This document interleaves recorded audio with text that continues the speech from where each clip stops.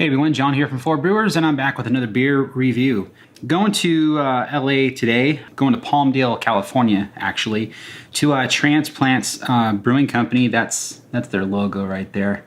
I haven't really had a lot of beer from these guys, but and I don't know why, I just haven't. So this caught my eye not because of this dope looking label, but because this side of the bottle was showing in the cold box. And the date on there is 3/26/18. I was like, oh, I wonder what kind of beer this is. And it's an IPA, and it was bottled 2 weeks ago. So I figured, hey, I gotta give them a shot. It's a fresh beer. I haven't had a lot of their stuff. I might as well give it a try. So this is CatBird. This is an India Pale Ale made with, let me get my fingers out of there, made with hop hash and hemp CBD. I had to look up what both of those things are, and hop hash is basically the same as lupulin powder, so they're one and the same. But the other thing in here is hemp CBD, and I have it right here. It's a cannabidiol, or it's a cannabinoid. I don't know. I don't smoke weed. I don't know anything about marijuana or cannabis, but apparently the cannabidiol has a high cannabis concentrate and low THC, so you get like the benefits of cannabis without the psychotic or psychedelic, I don't know what they say in here, psychotropic, I'm sorry, not psychedelic, that's a different drug, psychotropic aspects of marijuana or cannabis.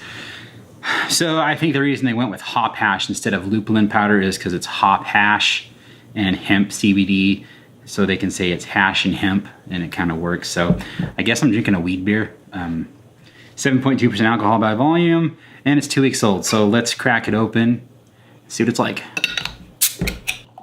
All right, so this is quite hazy in the glass. I don't know if that's intentional, but that's what it is. And I have what appears to be a floaty in there. That could just be a dirty glass, which is my bad. But yeah, it's got like it's not a fluffy head. It's kind of a thin, quickly dissipating head, which is kind of disappointing, but I'm not gonna judge it just based off the head, even though I am judging it based off the head, because that's what I do with IPA and most beer in general. I like to see a head that sticks around. But I can already smell it.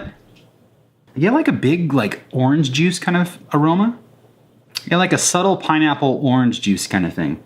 It smells a lot like a juicy IPA minus that cake batter thing I always talk about in juicy IPAs. But it's very fruity smelling. It's not, you don't get a lot of that plant material kind of smell, which is one of the benefits of using lupulin powder or hop hash, is you get the good parts of the hop without like the flowers. Basically, it's like concentrated, lupulin glands. Yeah, that's about it though. It's just a really like fruity, juicy kind of smelling beer. Nothing over the top. It smells pleasant. It's pleasantly juicy. So let's give it a shot. That's not bad. It's as far as mouthfeel goes, it's a little thin. It's not bad. It's just a little thin for what it is, and it's kind of borderline sweet dry, I think, on the finish. Yeah, it's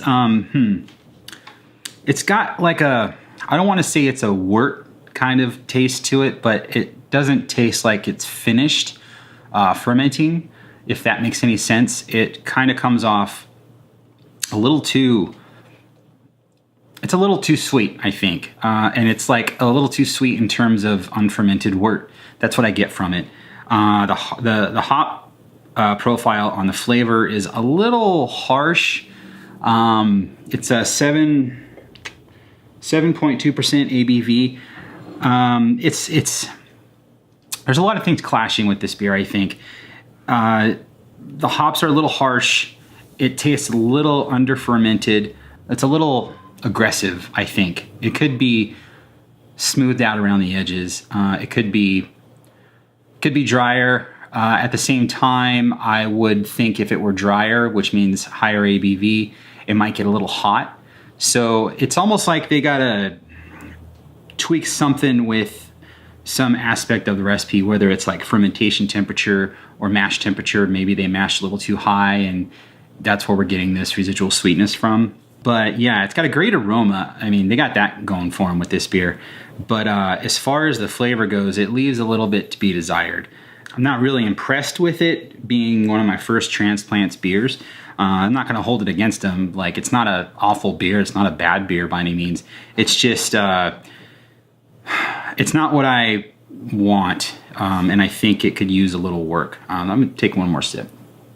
You do get the fruit aspects of the hops. I mean, the hop, I think I dwelled too much on like the harshness of the hops, but the fruit characteristics of the hops really come through quite well, I think. Going back for a second sip, I've kind of acclimated to the flavor of the beer. And while I still agree with everything I said before, I still believe that it could use a little bit of work.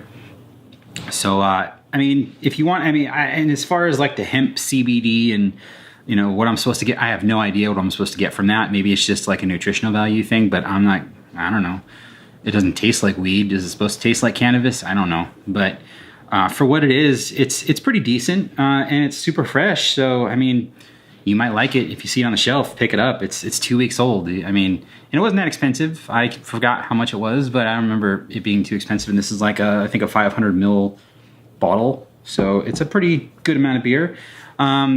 Yeah, so Transplants, I'm looking forward to trying more from these guys. They've been around for a little while, I think at least a few years, if not a little more.